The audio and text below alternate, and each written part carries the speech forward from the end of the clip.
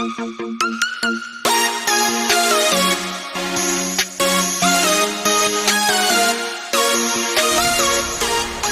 you introduce yourself to the class?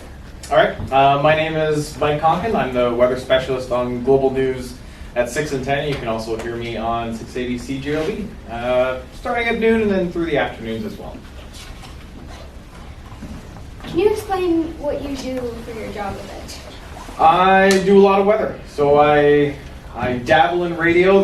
I manage different picture accounts when it comes to our social media. So I'll work with Global Winnipeg's Instagram account. But I will predominantly look at a lot of weather, and if there's any type of weather stats that a reporter is looking for, or a different radio host wants some type of interesting tidbit, I'm the one that ends up going to find it. So if it's precipitation amounts, if it is the warmest temperatures that we've seen so far in 2019, I'm the guy that has to find those stats, and then by the time we get to the later part of the day, I will do live radio hits that are the forecasts, and then I will deliver those on TV as well. What kind of schooling did you have to go to become personality? Well, there's no schooling that you have to do to get into broadcasting, but I did want to go to a broadcasting school. So when I applied, I grew up in Ontario. There's a great broadcasting program in Toronto at Ryerson University. And when I first applied to it, I got rejected. So I went to a different school. I went to Brock University and I took a communications program there. And that was a good opportunity to go to school, move away from home, and just kind of grow up a little bit. A lot of being on air has to do with just being confident in yourself, just being in your own skin. And so after I finished that program, I then reapplied to go to Ryerson and did their broadcasting program. So I was a little bit older than some of my classmates, not all of them, some of them were close to my age, but I was definitely one of the older students in my class. And at that point, I was able to get some practical training in a studio environment, and I also did some volunteering at the local cable stations as well to get some on-air practice. I did a lot of sports programming when I was going through school. I was on every English-speaking sports program that they had at Rogers TV in Mississauga. What was some of the craziest or abnormal weather that you've ever reported? We get to talk about different tornadoes and stuff like that. Those don't happen so much in the morning. You can get some bigger thunderstorms in the morning, but that's a little more rare. Because I did 5 years on the morning shift, and it's only for the last 2 that I've been working the evening shift. So thunderstorms are fairly complicated. The craziest one was probably, I think it was the home opener for the Bombers last year, where there were tornado warnings around the southwestern corner of Manitoba, and it didn't look like Winnipeg was really going to be affected much.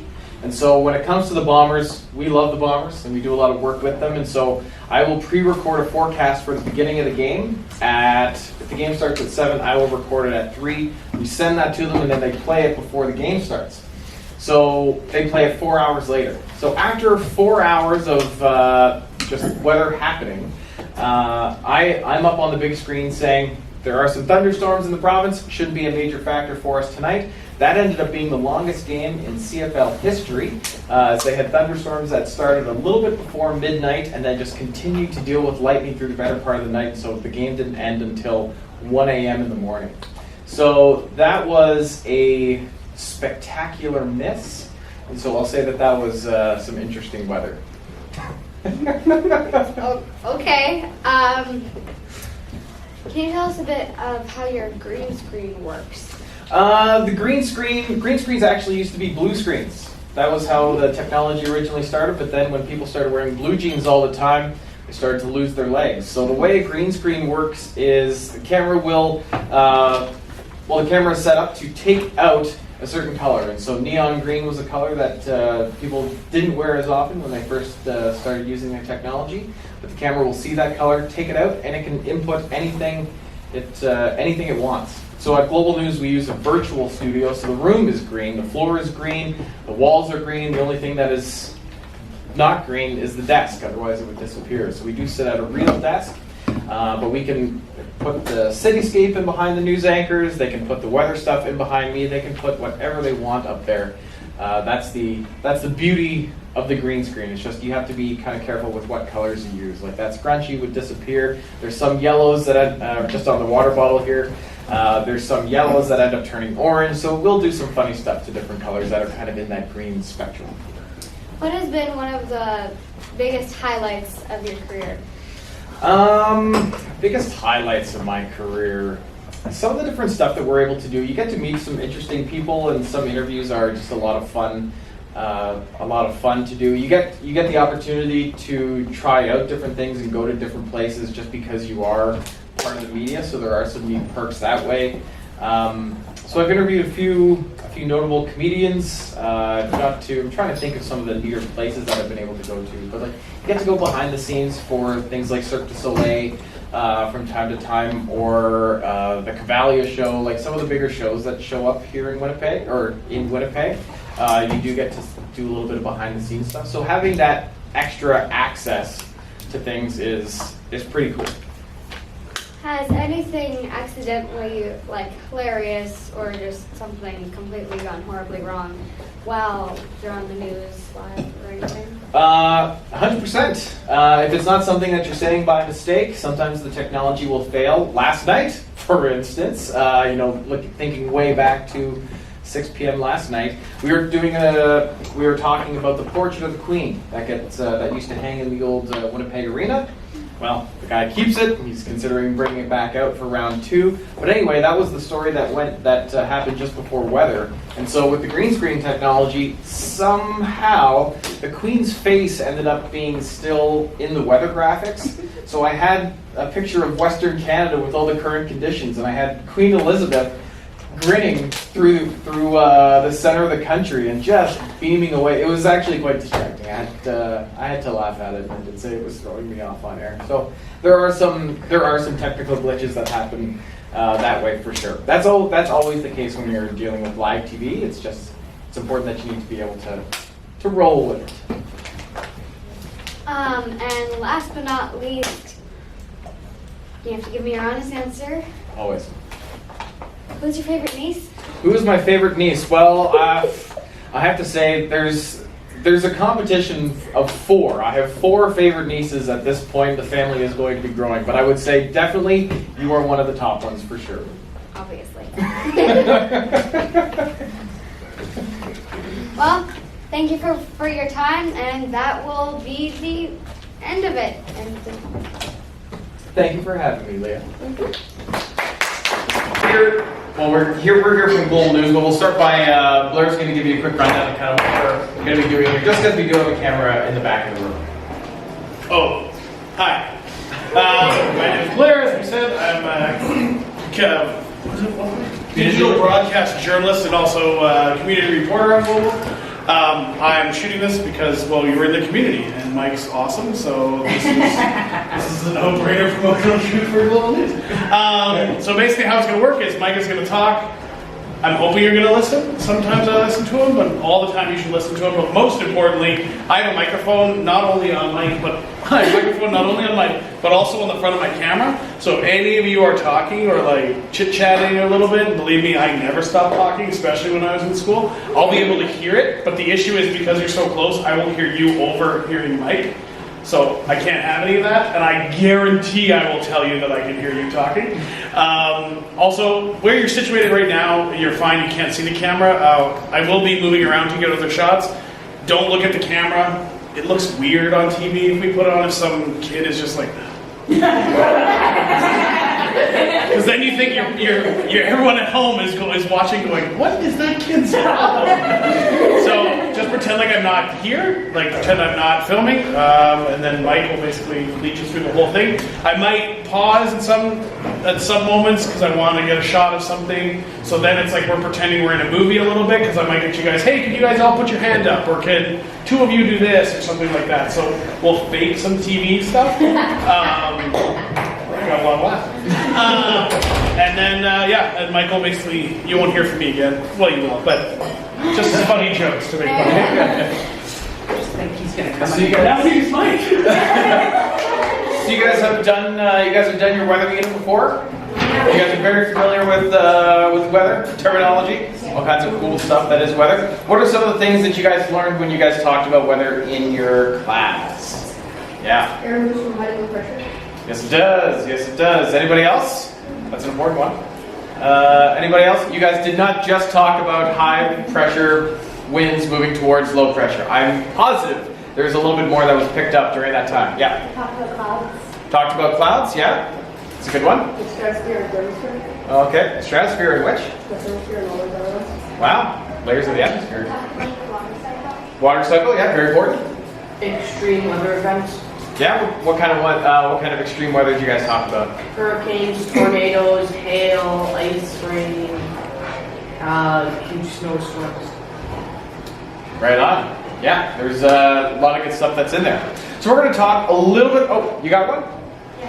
Yeah. Thunderstorms. Thunderstorms, yeah, perfect. We're going to talk a little bit about different storm activity. We're also going to talk about a couple of different things. So we're going to start off by talking about why it is hot and why it gets cold. So I feel like this is kind of a really pertinent topic to discuss, just because, well, as we're going to discover, we live in a fairly interesting climate. We're going to talk about winter storms. We're going to talk about types of precipitation, which will likely be some review for you guys.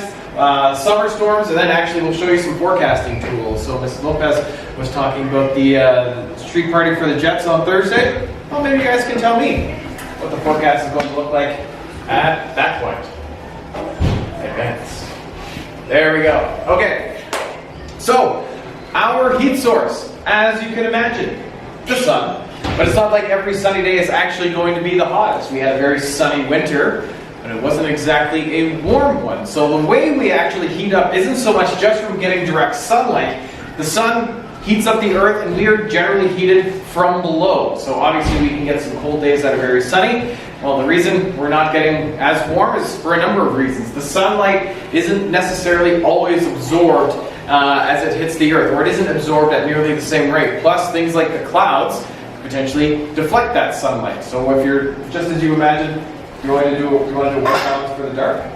No, I can't see you at all. Oh, okay. It's fine. You guys have good eyes. You're young. Yeah, so cloud cover can prevent the sun from really warming us up, and then there's also just a number of different other factors that also are a part of why we may not see the warm, or may not always have the warmest day even when it's nice and sunny. So this is a satellite picture that I took from this summer. Do you guys remember any significant weather events that were taking place in the summer where the sky kind of turned a little bit towards the shade of orange? There was some hurricanes. There were hurricanes, not in this part of the world, but yes, there were hurricanes. What are some of the things that might have turned the sky orange? Yes! So when we look at this picture, and actually I am going to turn off the light for just a second there, Blair, sorry. This is a satellite picture. This is, if you guys were to go to outer space on August 15th, and you were to look through a telescope back towards the Earth, this is the picture that you would have seen. So what we have in the white, as you can imagine, would be, you guys can participate here. Clouds, good answer. And then you can see that stuff towards, I'm going to point through the shadow, right in here. This is all smoke. So as far as which areas we're seeing the most sunlight or getting, or we're able to heat up a little bit more, we're looking for the clear spots. Right through here, over towards southern Manitoba, nice and sunny, smoky. And actually this made it very difficult to actually do forecasts for parts of Western Canada while it was so smoky, just because while the forecasts are used to dealing with clouds and various types of clouds, smoke is kind of a little bit of a weird guy. It doesn't necessarily work the same as cloud cover does. So yeah, areas that are able to see the sun a little bit more are able to absorb the sunlight and then radiate that heat back. Now the angle of the sun is also very important. So if you guys ever help your parents when you're cooking dinner, and you guys are trying to boil water for macaroni and cheese or what have you, do you guys put the beef pot directly on the element, or do you put it kind of off to the side? Right on. Yeah, if you put it off to the side, it's not quite as direct. You're obviously not going to warm up at nearly the same rate. Works the exact same with the sun. So when the sun is directly over top of you, right around the middle of the day, around the summertime, right? You're barely seeing any shadows at all. That's when we are able to absorb the most heat from the sun, and that heat gets radiated back up. If it has a steeper angle, it's not going to be absorbed at nearly the same rate. Just the same as it works if you guys were trying to boil water at home by having a pot just slightly on the element. So with these type of things in mind, which of these two would be a warmer day? Midday. Why?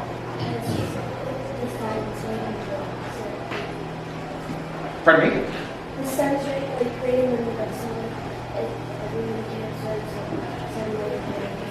Exactly, yeah. We're seeing very, very little in the way of shadows over towards this area. Why would this one be a cooler one? I can't tell you if it's the morning or evening. I don't know if we're looking east or west, but why might that be a cooler spot? Because the sun is going down. Yeah, steeper sun angle, so we wouldn't be absorbing as much heat. Yeah, There's more water to cool it down. perfect. Also, what land and water heat up at very different rates. So one of the bigger reasons as well as why this one over on the right would be a warmer scene is because it's over land. Over water, not nearly the same. Think of when you're at the beach on a lovely summer day. You start walking along the beach in your bare feet, hot, hot, hot, hot, hot. You get into the water. The first step you take, even though the water is very shallow, it can also be extremely cold. Both have been in the sun an equal amount of time, but they heat at a very different rate. So that was perfect. So when we look at a picture like this, what would be some of the warmer spots or some of the cooler spots? Yeah. The concrete. Concrete, perfect. Would that be warmer or colder?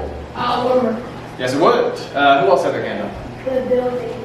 The buildings, yes. And actually, that's why Winnipeg will be typically a couple degrees warmer around the downtown, just because you have a whole lot more build up. You have extra cars, you have sidewalks, you have all kinds of machines that are running. The downtown will usually be a couple degrees warmer than what it is at the airport. It's called the Urban Heat Island. It's a fun thing that you can mention to your folks. Yes. The water would be the colder place. Yes, it would. I felt like I should have taken a picture while we had all the ice moving through Winnipeg, just to kind of help illustrate that picture a little bit more, but this is one that was sent in to us. And yes, the water would certainly be a cool spot. And this is taken likely in the fall, I believe. But if you were to imagine that there were leaves on the trees, areas underneath the trees, those would likely be a little bit cooler as well, because you're not seeing as much sunlight. This situation, maybe the sun is blocked a little bit by those trees, but it wouldn't be terribly extreme, right? So we have the warmer stuff towards the land, we have the cooler stuff towards the water. What about this one? This is kind of a pertinent picture as we carry on through spring, although most of the snow is gone. What would be warmer spots, cooler spots? The top of the cement. Yeah, why would that be a warmer spot? Because the sun is right coming down on you. Yeah, well, we have fairly similar angles throughout this scene, but what else might be a reason why that might heat up a little bit quicker than other things? Yeah. Because there's no snow to cool it down. Yeah, like once that gets exposed, it'll warm up much quicker. Because what happens when it's a really hot day in the summertime? Your parents tell you to wear light colors or dark colors. Why do they tell you to wear light colors? Because their clothes absorb heat. Right, and it works the exact same with snow. So once we get that snow on the ground, you get that layer of white all across the surface. That sunlight is going to be reflected a little bit more. So what your parents are telling you for the summertime to wear light colors when it's really hot works the same this way. So once that snow is gone, it's able. This is the Pinawa Dam. It's able to absorb more of that sunlight, and that snow will leave quicker. So that's why we have a lot of clearing already taking place over here. Same story up on the rocks. However, the water, where all that ice is, that's going to take a little bit longer. One, it's water that's underneath it, but all that snow that's still there continues to reflect it, and the surface underneath, or at least the water underneath, is not going to warm up at nearly the same rate. So the ice is going to be the last thing that's going to melt in this scene. Very good. Okay, so now we get to talk a little bit about the Earth and the Sun angles associated with it. So we'll need a couple helpers for this one. We're probably going to have to have a couple people move up towards the front of the class. So can I get you? Do you want to be the Earth or the Sun? I'm going to be the Earth. You want to be the Earth? All right, come on up here, my friend. Who wants to do some sun work? Can we get you to do some sun work for us? Yeah. We don't want that. Keep them out. I'm just kidding. All right, so we'll have you. What's your name? Willow. We'll have you stand right in the middle of the classroom here, and you want to just turn on this very sophisticated sun device. I got it. Perfect. All right. And your name is? Torsten. Okay. So, are you guys familiar with how time works in this situation, as far as what a day would constitute and what a year looks like, as far as the sun's relationship to the Earth? Yeah. All right. So you guys know that one spin is a day, 360 degrees. One lap around the sun is a year. Okay, so let's talk about how the different how seasons look differently. So obviously the Earth, anytime you guys have seen a globe around the school, it has a tilt to it, right? All right, so if you tilt it, we're looking for 23.5 degrees. That's easy. Perfect. Okay. So let's start. Do you guys want to start in summer or winter? Summer. Summer? Okay, so we are going to start by, I'm just going to give it a little half spin. We're going to spin you a little bit so that we have a tilt this way. All right? So if you, can you give this a spin for me there, Thurston? Torsten. Okay. We're going to keep that 23.5 degree angle. There we go. This is a spin. So what area of the world are you lighting up the most with the sun? Keep spinning there, my friend. Oh, that's fast. Pardon me? The equator? You're definitely seeing it, but which part of the world is kind of getting a little bit more sunlight than the other part? Canada? Yeah. Northern Hemisphere. The areas that are a bit further north of the equator. All right, so let's travel through time. We're going to keep this 23.5 degree angle, and we're going to travel from June to July to August to September. All right, so at this point, you're seeing everything pretty evenly. You're generally situated right over top of the equator. Yeah, this is the first day of fall. All right, let's continue. We've got October, we've got November, we've got December.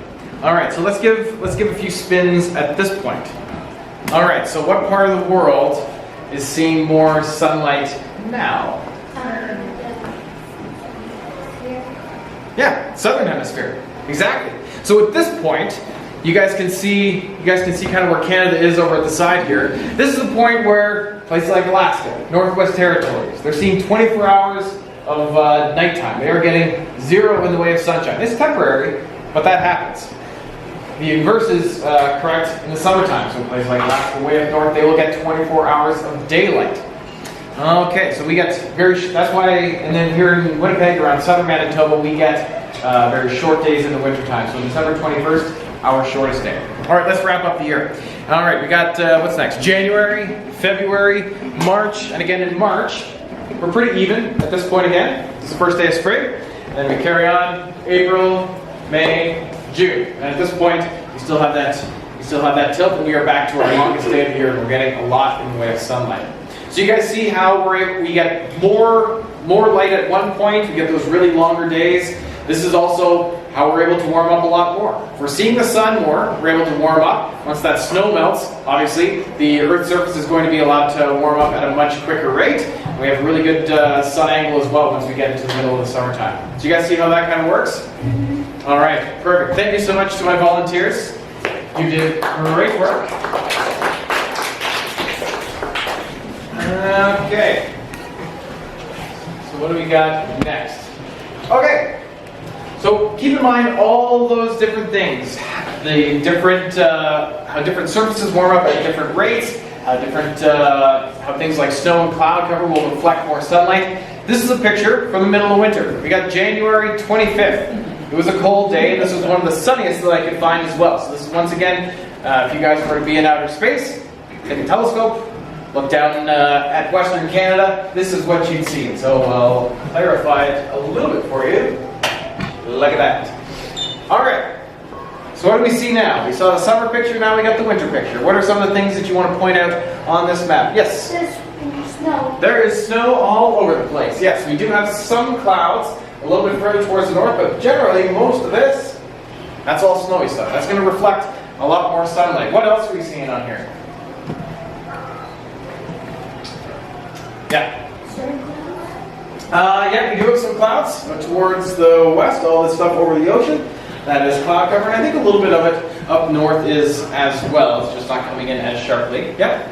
It's quite sunny. Yes, it is definitely a nice sunny day. Lots in the way of high pressure kicking around. What else are we noticing though? Not every place has snow on. You guys seeing any areas that kind of would potentially be a bit warmer than others? Yeah. More towards the south. More towards the south? Yeah. Yeah, areas here don't have that snow. Yeah, by the time you get south to South Dakota, we are lacking in the snowfall department, at least as of January 25th. They did get a couple big storms since then. But why might areas over towards here, why might, even around the Vancouver area, why might they have less in the way of snowfall? Because there is some green stuff that you're seeing all along the west coast. They're not terribly different from us as far as where they are on the latitude scale. That's going to make a huge difference. It's not like comparing Rosenor to Jamaica or anything like that. But why might areas further towards the west, why might they be a little bit greener than places like southern Manitoba or even southern Alberta? Because how the storm was moving? But this will be a longer term thing. Storms are fairly temporary. You may get rain for a few days or snow for a few days. But why might they, at this point in the season when everything else is just covered in snow, why might they have none of it? Pardon me? Why would the ocean be important?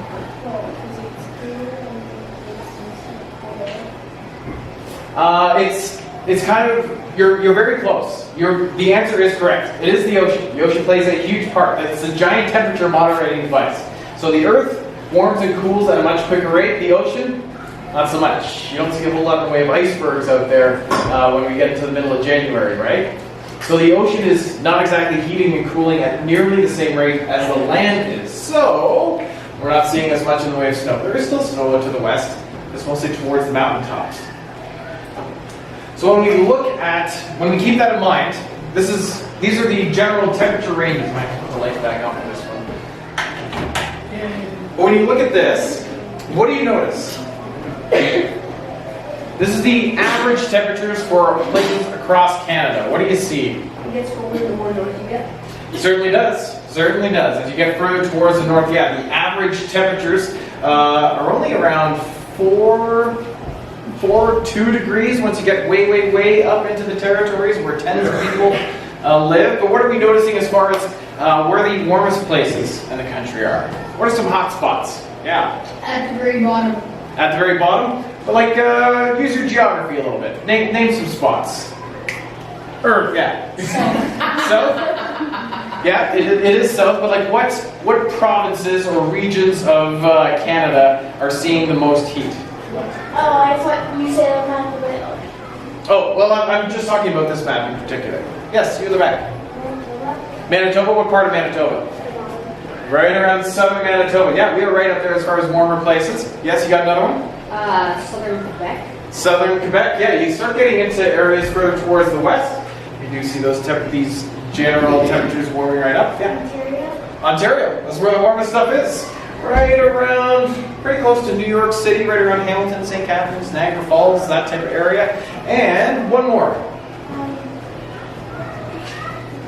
BC. Perfect. Yes, southern BC. So our warmest places in the country in the summertime, southern BC, southern Manitoba, parts of Quebec, and southern Ontario. Those are the warmest 3 regions, generally speaking, as far as average temperatures go, throughout our summer months.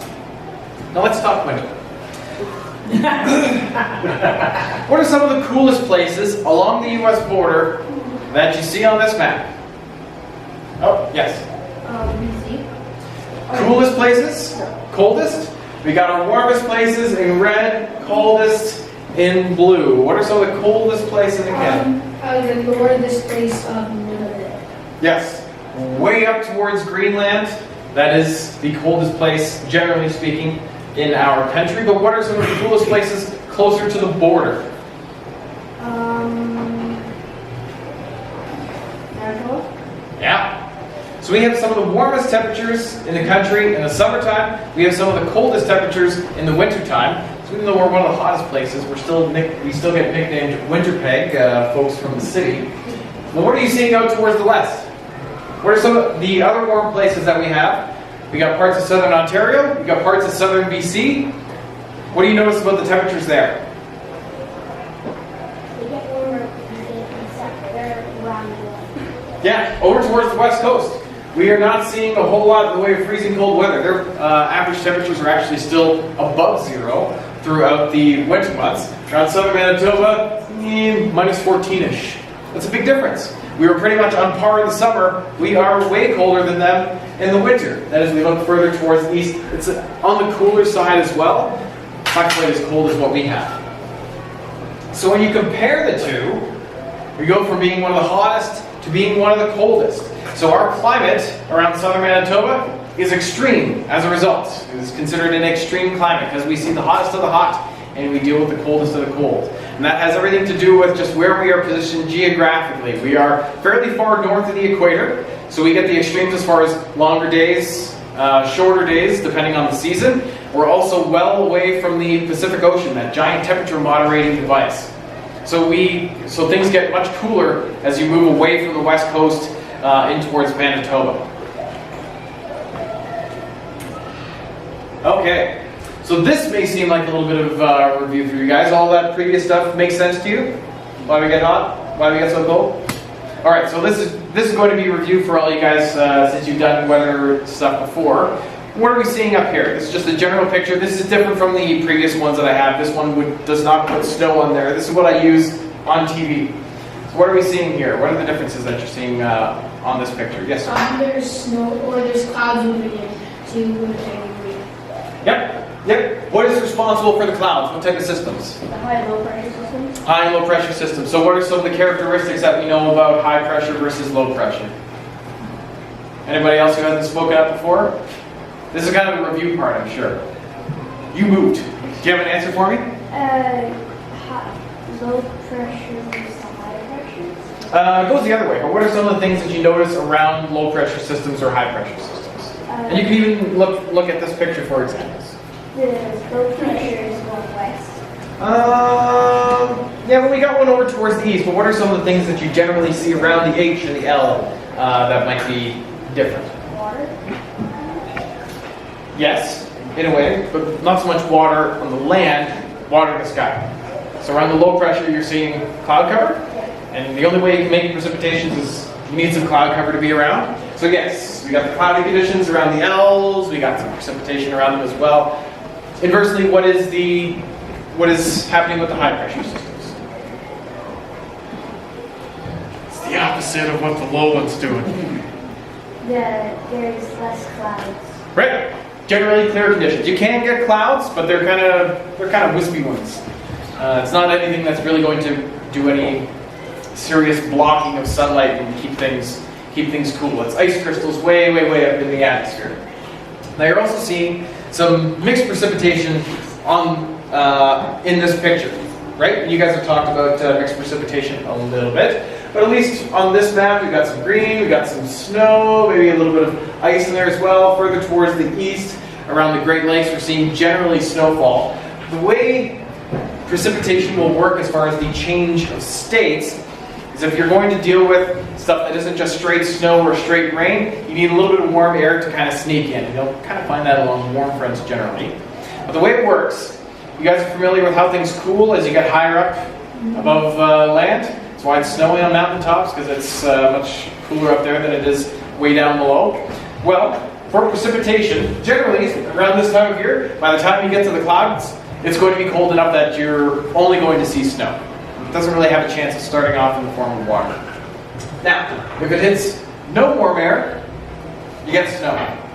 If you catch a little bit way up, then it freezes again. This is your opportunity to get sleet. They call it sleet in the U.S. This is kind of your ice pellets or your freezing drizzle. If you have a little bit more, it kind of freezes just before it gets to the ground. That's how you get the freezing rain.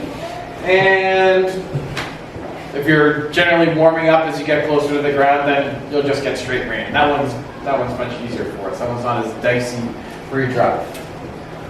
But you'll get these storms potentially. It doesn't always happen this way, but potentially along fronts. And so, what are some of the different characteristics that you might find with warmer fronts and colder fronts? Keep in mind, fronts are really only coming off of low pressure systems. You don't see them around high pressure systems. But what are some of the differences between warm and cold fronts? Anybody? There's no wrong answer. We'll just let us know you're awake. Come on, grade fives. You got, okay, well, you can get precipitation on both. Obviously, there are different fronts, but if you get rain along a warm front, that's kind of your general rainy day. You're not exactly sprinting, you don't feel like you're getting pelted with little painful balls of rain. A little bit easier for you. It still can last a very long time. But that is your warm front precipitation. Cold front, different story.